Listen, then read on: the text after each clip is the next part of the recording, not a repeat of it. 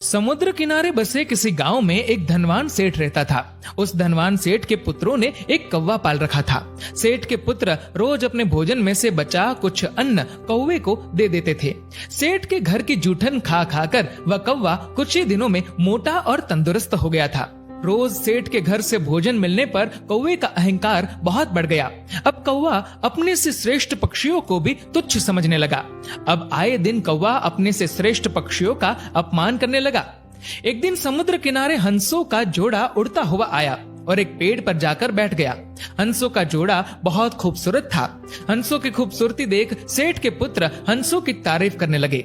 ये बात कौवे को गवारा ना हुई। वह मन ही मन हंसों से ईर्ष्या करने लगा। हंसों से ईर्ष्या करते हुए वह दोनों हंसों में से जो सबसे ताकतवर हंस प्रतीत हुआ उसके पास गया।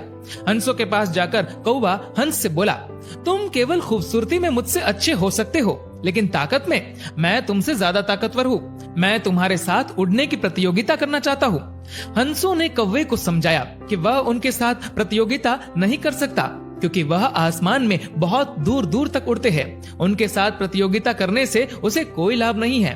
वह उनके साथ प्रतियोगिता करके अपनी जान जोखिम में न डाले। हंस की बात सुनकर कौवा गर्व से बोला, मैंने उड़ने की कई सारी कलाएं सीखी है।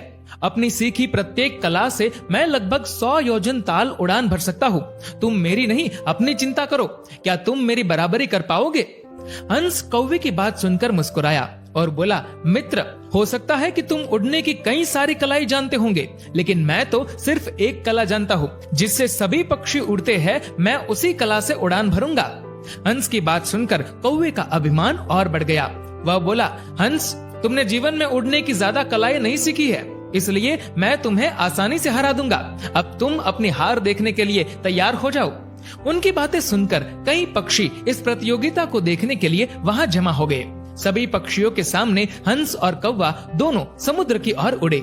पक्षियों को देखकर कौवा कई तरह की कलाबाजियां दिखाता हुआ आसमान में उड़ने लगा और देखते ही देखते हंस से आगे निकल गया। हंस अभी भी हमेशा की तरह अपनी सामान्य गति से ही उड़ रहा था। ये देखकर वहां उपस्थित कई सारे कौवे प्रसन्नता व्यक्त करने लगे। कुछ ही देर में कौवे के पंख थकने लगे। वह विश्राम करने के लिए अपने आसपास पेड़ की डालियों को खोजने लगा, लेकिन विशाल समुद्र में वह काफी आगे निकल आया था। उसे अपने आसपास सिर्फ पानी ही पानी नजर आ रहा था। इतने समय में हंस उड़ता हुआ कौवे से आगे निकल गया। कौवे की गति काफी धीमी हो गई थी।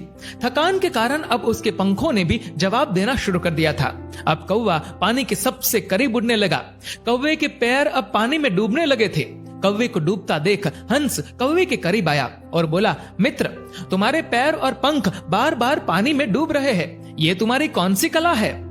हंस की बात सुनकर कौवा बड़े ही पछतावे के साथ बोला, मित्र, मुझे माफ कर दो। हम कौवे सिर्फ काव काव करना जानते हैं। हम भला इतनी ऊंची उड़ान कैसे भर सकते हैं? मुझे अपनी गलती का एहसास हो गया है। हे मित्र, मुझ पर दया करो, मैं डूबने वाला हूँ। कृपा कर मेरे प्राण बचा लो। जल में डूबते हुए अचेत कौवे को देखकर हंस को दया आ गई। उसने कौवे को अपने पैरों से पकड़कर समुद्र किनारे छोड़ दिया। मित्रों, इस कहानी से हमें बहुत कुछ सीखने को मिलता है। कहानी में कौवे के काव काव से भाव किसी ऐसे व्यक्ति से है जो हमेशा दूसरों में कमियां खोजता रहता है। खूबी और खामी दोनों ही होती है हर इंसान में। जो तराशता है उसे खूबी नजर आती है और जो तलाशता है उसे खामी नजर आती है। दोस्तों, इस वीडियो को लेकर आपकी क्या राय है? नीचे कमेंट करके जरूर बताएगा। और अगर आपको ये वीडियो अच्छा लगा तो इस वीडियो को लाइक करेगा, शेयर करेगा ज्यादा से ज्यादा लोगों तक। और ऐसे ही और भी इंस्पिरेशनल वीडियोस के लिए सब्सक्राइब करें हमारे यूट्यूब चैनल को और फेसबुक पर फॉलो करें हमारे पेज को। धन्यवाद।